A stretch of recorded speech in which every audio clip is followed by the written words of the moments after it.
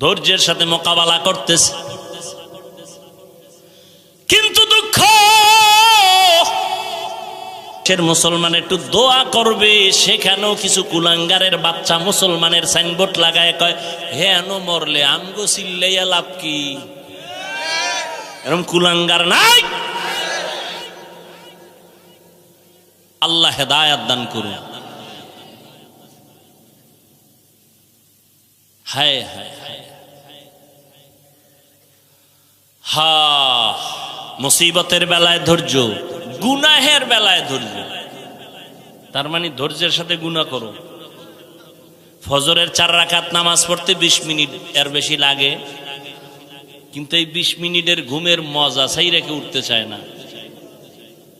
তাহলে নামাজ 4 রাকাত 20 মিনিট পড়া বাদ দিয়া ঘুমাইলো যে, এটা সওয়াব না গুনাহ? কয় মিনিটের মজা?